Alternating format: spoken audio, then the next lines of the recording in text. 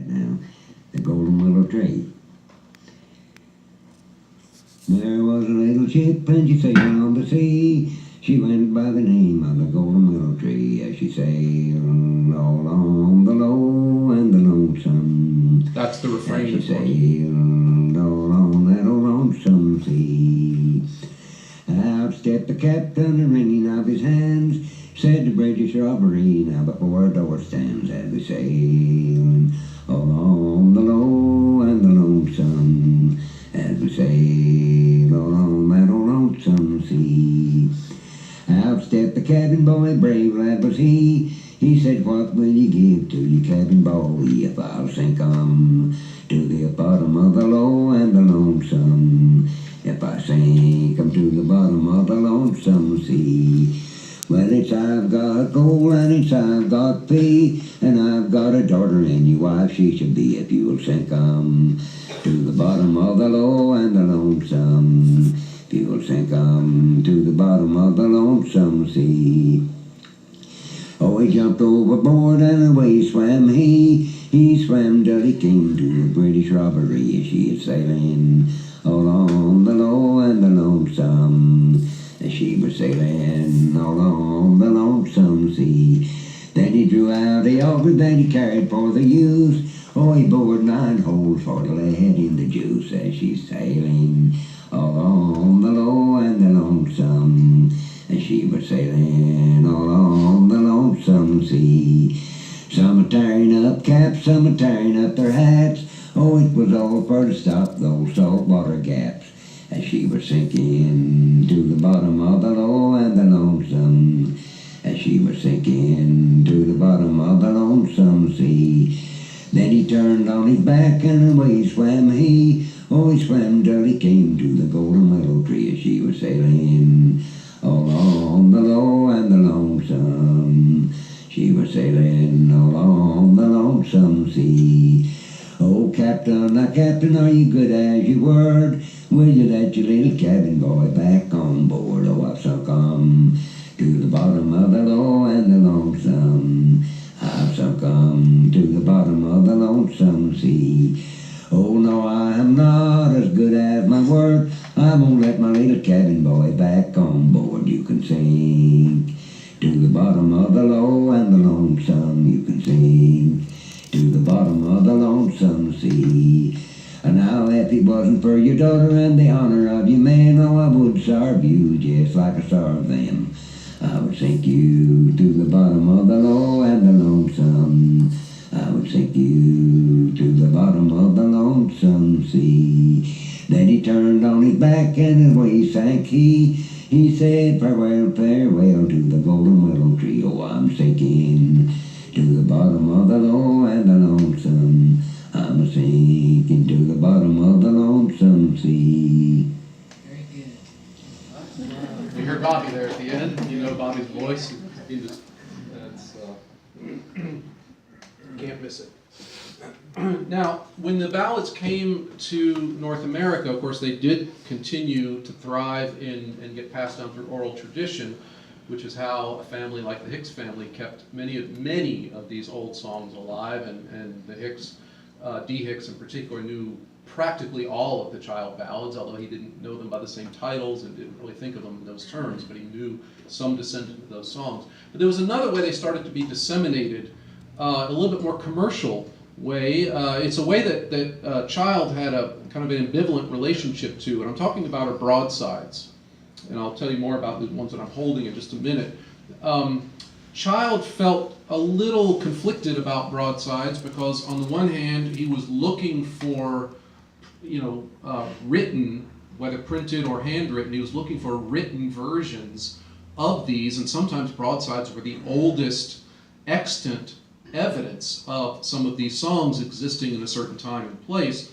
On the other hand, this represented to him a corruption of oral tradition and a corruption of what he felt was a pure folk tradition. This is a commercial venture, a popularizing venture, and so he had conflicted feelings about that.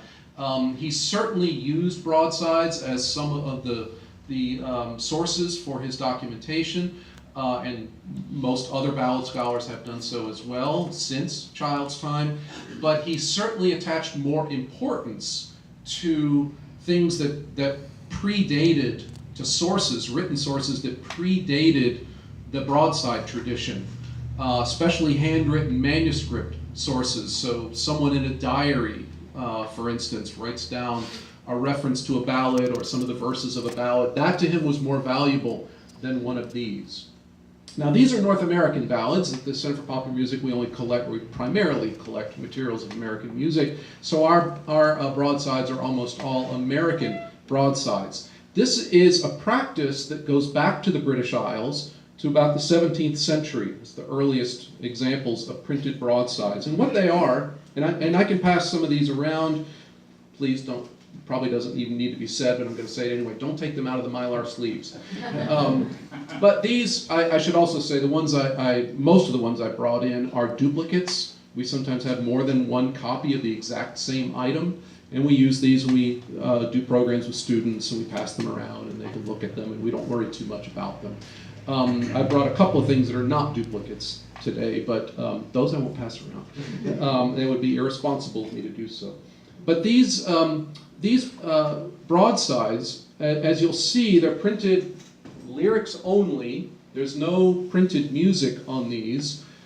One side only, hence broadside or broadsheets as they're sometimes called. They're cheaply printed, which is why they're so delicate, and they're old, but also because they're very thin paper, cheaply printed, cheap paper. They fall apart, they disintegrate over time. And these were sold for, a penny or a few pennies, depending on the time and the era that you're talking about, but sold cheaply. It was a cheap way to disseminate popular song in the genre of the ballad. So you might be thinking, well, what about the melody? What good is this to somebody if they don't know the melody? Well, the presumption was that most people did know the melody or some hazy version of the melody. If you think about pop songs today, you might know, maybe not new, maybe your kids might know the melody of a pop song, but you don't know all the words from start to finish. So if you have those in front of you, I was explaining this to my 13-year-old daughter, and she said, oh, that's like, A to Z lyrics.com.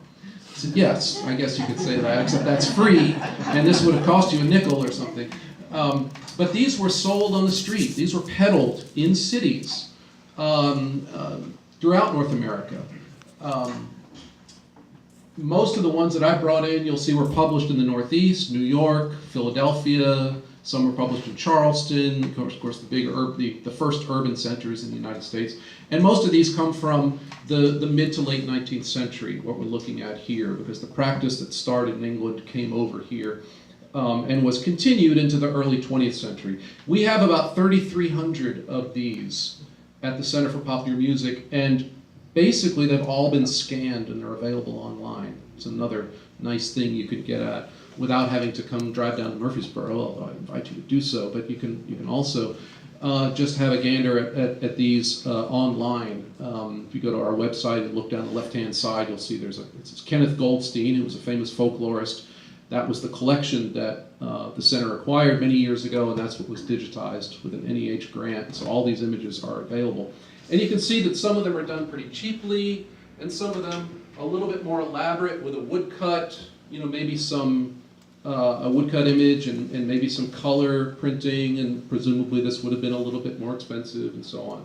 So I can pass these around, and you guys can look at these for yourself, because I know they're small, and so for me to just stand up here and hold them up doesn't necessarily do all that much. Maybe if you wouldn't mind somebody just distributing those a little bit. And while those are going around, I want to tell you about another one. This one is not a duplicate, so I'm not going to pass this one around. I should have this, chained to my handcuffed wrist or something. This is a ballad that you probably all know, or many of you know, The House Carpenter. It's one of the child ballads, and it's one that has enjoyed a vibrant life here in North America. It goes by different names, as most of these ballads do. I think, if I remember correctly, Child has it listed primary title as The Demon Lover, because there are some versions of this story, not all of them, but some versions of this ballad. The sailor who comes to take the woman away with her to show her the beautiful shores of Italy or whatever the place that's named may be. In some versions of the story, that turns out to be the devil, so the demon lover, but not all versions. This is a story that it also takes place on the high seas, but the basic storyline is one that's fairly common in Old English and Scottish ballads, and that is a woman, for whatever reason, leaves her family and goes off with someone else, someone who's more exciting, someone perhaps from her history. In one of the early versions of The House Carpenter, it's somebody, she was married to a sailor, he left and was reported dead, so then she gets married again to the house carpenter, someone domestic, and he comes back because he's not actually dead, and she leaves the house carpenter, leaves the child, and goes off with him, and then she has this, this terrible regret, and she curses the sailor, and she curses the ship, and then it develops a leak, and they sink, and they all die. So this is a ballad that has been recorded by many, many people, field recordings, folk musicians, professional musicians, continues to get recorded by various people. The recording that I chose, and for various reasons, but the recording that I chose is one by Pete Steele, who some of you probably know. Pete Steele, that's Steele. He was from eastern Kentucky, but lived most of his life in southern Ohio. He was recorded by John and Alan and Elizabeth Lomax in 1938, and some of those recordings are available in the Alan Lomax archive online. I'm not sure that they've ever been commercially released on CD, maybe one or two, but not the whole set. But most of those you can listen to online at the Alan Lomax archive. But then Ed Kahn and Art Rosenberg went back and visited Pete Steele again in 1957 in Hamilton, Ohio, and re-recorded him. And that recording was released by Moash Folkways, so it's now available through Smithsonian Folkways. It's a much better audio quality recording, being later, and I really like this somewhat later performance by Pete Steele. So let's listen to track 2 on the CD, please. Pete Steele with The House Carpenter. Banjo. Well, this is an old love song. A house carpenter come back to steal his old true love.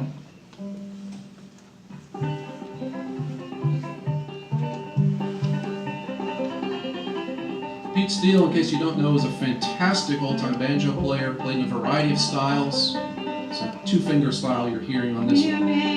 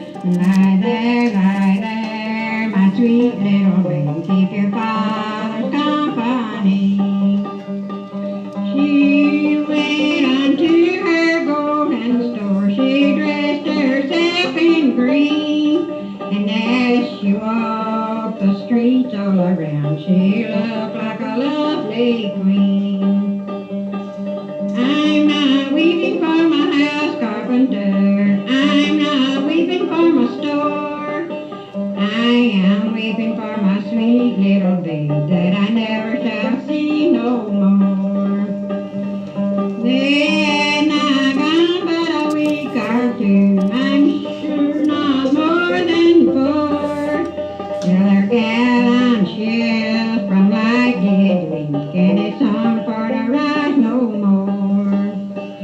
Make her say be to you all seamen, make her say be their lines, for they have been the ruin of a half carpenter, and persuading away his wife. Don't ever believe what a young man says, let his hair be dark or brown. Unless